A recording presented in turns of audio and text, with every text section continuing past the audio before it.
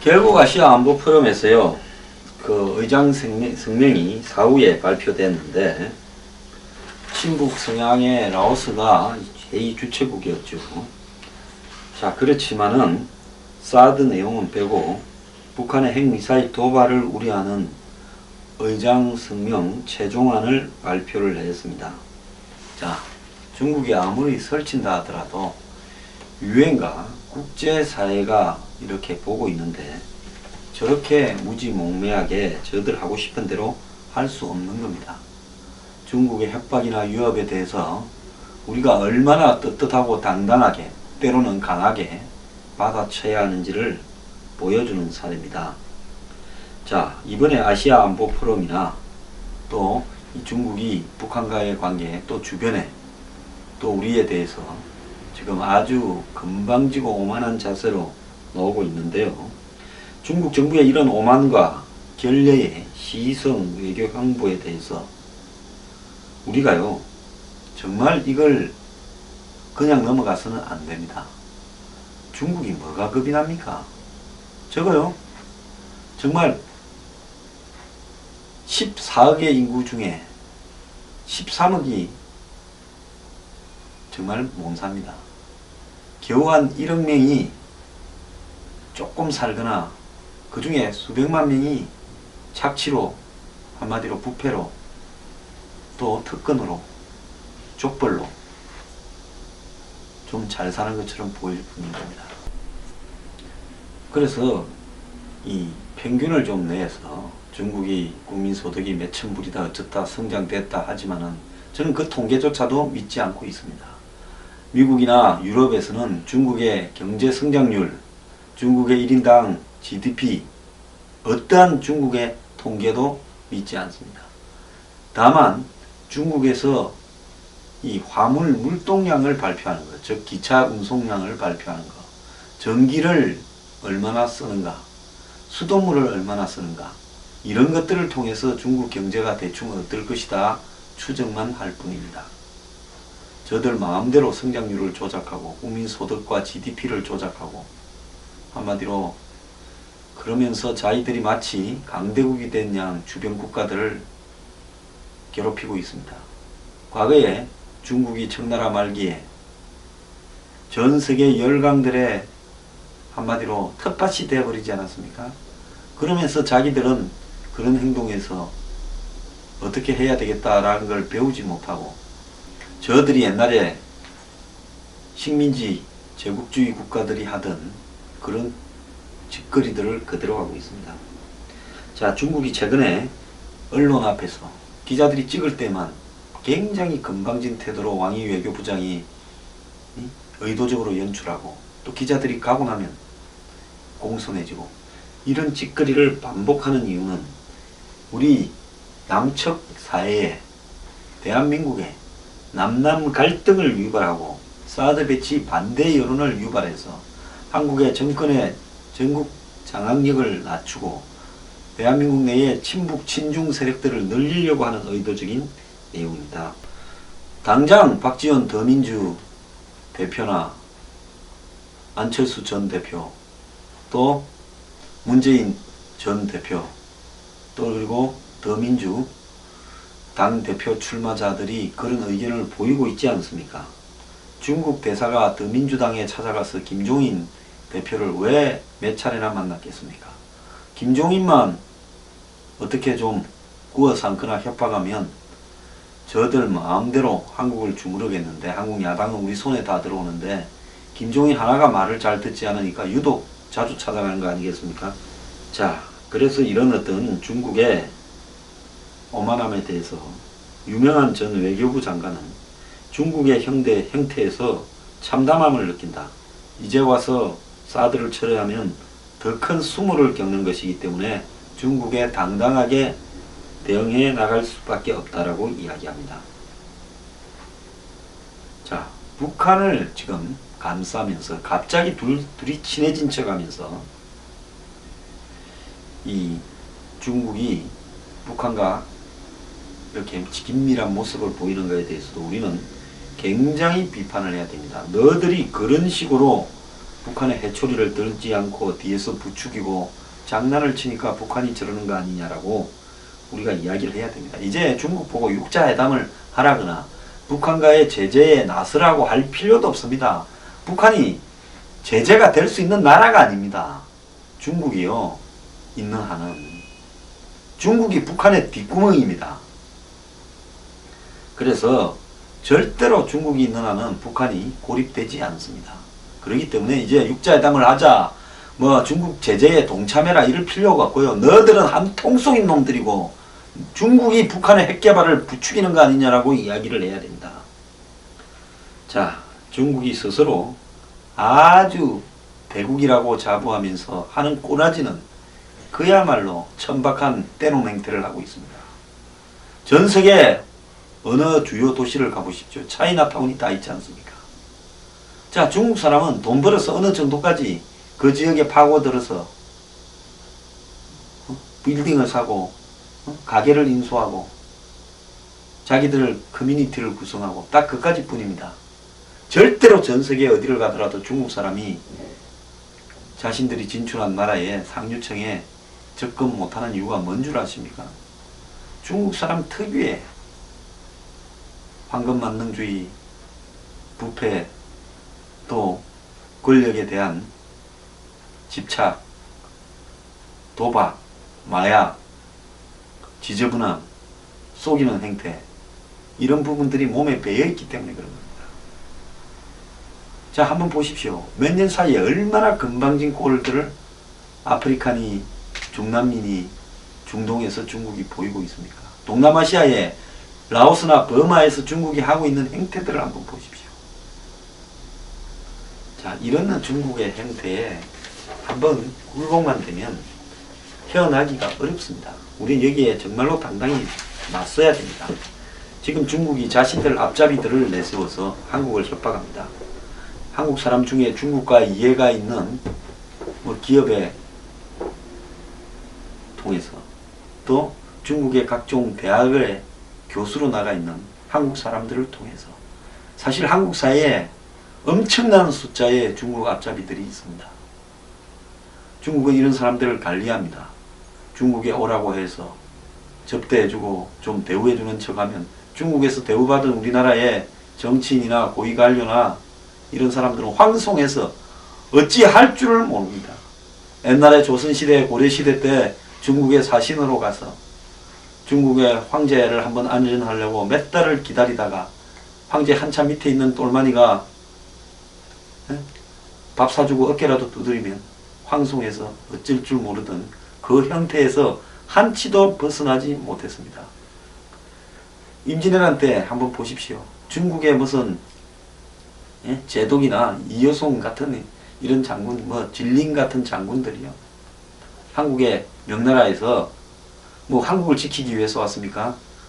결국 일본군이, 왜군이 한국을 바탕으로 중국으로 진출하려고 왔으니 저것들이 한국을 전쟁터로 해서 막으려고 온 거지 우리 도와주려고 온 것도 아니고 실제로 한국에서 전투를 벌이는 행태도 우리를 도와주는 행태와 거리가 있었습니다. 그래서 뭐 명나라의 원군이 아니라 한마디로 기왕에 일본군을 막으려면 중국 본토보다는 한국에서 막는 게 낫다고 온 거죠. 그래서 군량미고 뭐고 저들이 한국에서 다 갖다 썼지 않습니까? 그때 한국 임금을 아주 이런 중국의 장군들이 종처럼 부렸습니다. 이제는 세상이 달라졌습니다. 어디서 함부로 이런 짓을 합니까? 자, 그런데 항상 어떤 세상이 수상해질라 하면 일제시대 때 보면 일본 사람보다 한국 사람 중에서 일본에 붙은 앞잡이들이 더 했습니다. 지금도 중국에 붙어먹은 앞잡이들이 더 그렇습니다. 그 앞잡이들 중에는 한국의 대기업들도 있어요. 저들이 중국과 관련해서 사업을 하니까 그 이해관계 때문에 그런 사람도 있고 중국에 붙어서 직장이나 여러가지 자신의 지위를 누리는 앞잡이들이 또 그런 짓을 하고 있습니다.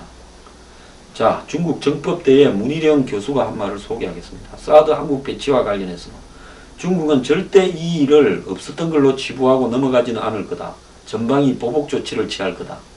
CBS 라디오와 인터뷰에서요. 지금 중국이 조용히 있기 때문에 국내 일부에서는 중국과 한국의 산업 고도화가 이루어져 가지고 중국이 한국에 대해서 쉽게 제재를 하지 못할 것이라 하는 낙관적인 관측들이 나오고 있지 않냐. 저는 그와 정반대로 생각한다 하면서 정부의 낙관론을 힐난하면서 말했습니다. 문 교수는 말로만 항의하고 없었던 일로 그냥 하는 경우는 없을 거다. 왜냐하면 지금 한중 양국 관계에 근본적인 변화가 오고 있다고 나는 본다. 예를 들어서 이것은 쿠바가 옛날에 60년대 소련이 미국 코앞인 쿠바에다가 미사일 기지를 건립하려 했을 때 미국이 어떤 반응을 보였느냐, 이거하고 같은 문제다 라고 중국은 주장한다. 이 아주 꿈보다 해몽을 더 합니다. 이자 정말로 저는 문제가 있는 사람이라고 생각합니다. 그는 이어 한국은 이런저런 설명을 대면서 사드 배치의 이유를 설명을 하지만 중국이 볼 때는 중국의 미사일을 겨냥한 것이기 때문에 결코 이걸 용납할 수 없고 반드시 대응할 수밖에 없다는 논리가 강하다. 그는 윤병세 외교부 장관 등이 사드가 북한에 대한 자의적 방어 시스템이라 주장하는 데 대해서도 중국에서는 그걸 액면 그대로 믿는 사람이 없다. 중국은 어떻게 반론을 하고 있느냐면 사드라는 것은 북한 핵을 요격하기 위한 때는 적합하지 않고 오히려 중국의 미사일을 요격하는 데 매우 효과적인 그런 수단이다. 그러니까 한국이 지금 사드를 배치하는 것은 북한의 핵을 겨냥하기보다는 미국의 압력에 못 이겨서 중국을 겨냥하는데 한국이 동참한 걸로 본다. 그리고 그는 지금까지 한미동맹이 중국을 겨냥하지 않았다고 믿어왔는데 한미동맹이 지금부터는 이제 양자동맹이 아닌 다자동맹으로 바뀌고 일본까지 포함하는, 그리고 한반도에서 벗어나 동아시아로 확대되는 지역동맹으로 변절되었다고 중국은 주장하고 있다. 그래서 지금 이 문제를 굉장히 심각하게 받아들이고 있고 이 문제에 대해서 본질적인 의문을 제기하고 있는 심각한 상태이다 하고 협박을 했습니다. 저는 이런 류의 협박, 중국을 대신해서 한국을 협박하는 한국인들의 말을 중계하는 언론의 형태에 대해서도 개탄을 하지 않을 수 없습니다. 자, 이 사람 중국에 기대어서 먹고 사니까 이런 중국의 입장에 서서 이런 말을 하는 거죠. 제가 아까 앞에 이야기한 일제보다 일제에 붙은 사람들이 더했다고 이야기하지 않았습니까? 자, 오늘 조선일보 최보식 칼럼은 중국의 심기 살피며 잘 지내는 것은 원치 않는다라고 말을 했습니다. 자, 이 사람은 이 논설위원이 지금 선임 기자죠. 1212가 한국에는 전두환의 쿠데타 날짜지만은 유럽에는 79년 12월 12일 한마디로 벨기에 브뤼셀에서 영국, 프랑스, 서독 외교 국방장관들이 만나서 소련이 당시에 SS-20이라는 중거리 핵미사일을 전면 배치를 했습니다. 체코니, 동독이니 이런 쪽에 전방위를 배치하니까 이제 서유럽, 서방 진영은 이를 어떻게 해야 되느냐 가지고 갑론을박이 있었는데 결국은 이 핵에서 퍼싱2라는 이 핵미사일로 맞서자. 그러니까 SS-20에 퍼싱2라는 핵미사일을 소련의 최전방인, 그때는 동독이 소련 쪽이니까 서독이 최전방이죠. 서독에 배치하자는데 합의를 했고, 그래서 같이 핵을 한번 깔아보든가 안 그러면 같이 핵을 철수하든가 이 양자태기를 하자라고 했습니다. 당시에 독일에는, 서독에는 이 여당이 3인당이었습니다. 그러니까 헬뮤트 슈미트 총리가 오랫동안 집권을 하고 있었는데 이 사람은 끊임없이 소련에 가서 브레즈네프하고 만나고 또 미국에 와서 카트 만나고 왔다리 갔다리 했습니다. 그러면서 미국이 요구하는 강력한 핵미사일 전방 배치에 대해서 꼬랑지를 내리면서 양쪽 사이에 줄을 탔습니다.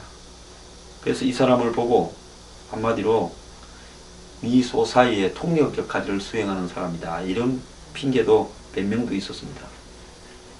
참말로 치욕스러운 일이죠. 그리고 당시 서독에는 반핵 평화운동, 지금 녹색당이 그때 반핵 평화운동에서 이 기원이 된 당입니다. 독일에 지금 녹색당이 강하잖아요. 수십만의 시위대가 소련의 핵에 대해서는 별로 말을 하지 않으면서 서방 진영이 서독에 핵을 배치하려고 하는 데 대해서는 반대를 했습니다. 즉 정작 핵위협을 하는 소련에 대해서 말을 하지 않고 그 핵위협에 핵으로 균형을 맞추자는 미국을 마치 적대국인 양 비판을 했습니다. 자, 이렇게 슈미트 정부가 핵을 가지고 우유부단한 태도를 보이고 경제 실정을 저지르면서 퇴진당하고 이제 기독교 민주당 우파 정당으로 정권이 바뀌면서 이 콜 총리가 들어섰죠. 그래서 그는 헬무트 콜 총리는 바로 핵미사일을 79년 12월 10일 배치 결정을 했습니다. 콜 총리는 핵미사일을 배치를 하지 않았으면 우리와 미국과의 관계는 큰 타격을 입었을 것이고 서방 진영의 연대, 즉 나토 체제는 와해가 됐을 거다. 이렇게 해상했습니다. 서독의 핵미사일 배치는 결국 소련을 압박해서 87년에 쌍방이 서로 핵미사일 숫자를 줄이자 했고 그로부터 4년 뒤에 동구권은 몰락을 했고 소련도 몰락했습니다. 자, 이 콜 총리가 당시에 이렇게 이야기했다라는 최복식 기자의 내용을 한번 잘 들으십시오. 점점 많은 사람이 역사의 긴 호흡을 잃어가고 있다. 어떤 사안을 바라볼 때 그 일이 왜 생겼는지 역사를 거슬러 올라가서 바라보지 못한다는 거죠. 한국에 지금 견주어서 설명을 하면 왜 한국이 휴전 상태고 중국은 당시에 북한의 편에 붙어서 한국의 통일을 막은 전쟁의 당사자였고 휴전 협정의 당사자였다. 이걸 기억을 못하고 있습니다. 그러면서 마치 중국이 우리의 동맹인 양 착각을 하고 있습니다. 긴 역사적 악몽이 아니라 정치 현실에만 매달리는 세계관에 자족했다. 지금 한번 보십시오. 중국의 경제 압력 운운하고 있습니다. 이 때문에 자유나 인권 같은 민주주의적 공동가치라는 중요 문제에서 항상 헷갈리고 지금 그렇지 않습니까? 주한미군이 한반도에 한마디로 자유민주주의 체제를 갖다가 지속시키는 역할을 하고 있다는 것에 대해서 헷갈리고 있습니다. 사드가 마치 국민의 건강을 위협하는 살인적인 무기처럼 반인권적인 무기처럼 이야기하고 있습니다. 미국과 소련을 똑같이 보려는 시각이 생겼다. 지금 그렇잖아요. 똑같이 보는 게 아니라 중국을 더 쳐주고 있지 않습니까? 자, 미국이 저들 때문에 배치한다. 미국 때문에 우리가 중국한테 밑보이면 안 된다. 양자 사이에 전쟁 나면 우리만 다친다. 중국과의 경제관계를 결코 등한시할 수 없고 중국이 북한을 통제하는데 우리가 한쪽에 붙으면 안 된다. 우리는 중간에 있어야 된다. 이런 착각은 경제적, 외교적 위기만 가져올 뿐만 아니라 정신적, 도덕적 위기이기도 했다고 이야기를 했습니다. 자, 중국이 지금 전 세계에서 설치고 다니면서 저들 마음대로 남 영토, 남 영해도 점령하고 있습니다. 사드 배치는 지극히 작은 그 일부일 수 있습니다.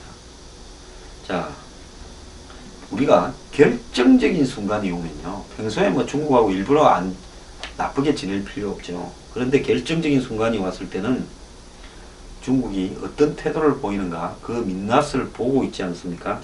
그렇기 때문에 중국은 지금 보이는 행태를 보면 우리가 결코 믿고 의지할 만한 그런 우방 국가가 될 수 없다. 저런 오만한 갑질을 하는 나라에 대해서 우리는 적당히 거리를 둬야 된다. 그리고 한미 동맹이 없었더라면 과연 우리가 중국을 그동안 감당이나 제대로 했겠느냐. 허구한 날 중국 옆에 시달리는 중국의 속국처럼 살 수밖에 없지 않겠느냐. 그래서 우리는 속국처럼 대접받으면서 중국의 심기를 살피면서 잘 지낼 필요가 없다고 끝을 맺었습니다. 저는 전적으로 찬성을 하고요. 자, 중국에 대해서 똑바른 태도를 취하고요. 중국이 우리한테 경제 보복을 하면 우리나라 제주도 등 중국의 투자 자본 문제에 대해서 뒤지면 탈법 불법 천지입니다. 우리도 하면 됩니다. 중국이 우리한테 돈 깔아놓은 게 점점 더 많아지고 있기 때문에 우리가 겁먹을 것도 없습니다. 눈에는 눈, 이에는 이로 똑같이 대응해 주면 됩니다. 자, 중국의 입장에 서서요. 중국 앞잡이처럼 한국을 협박하는 이런 자들을 몰아내야 됩니다.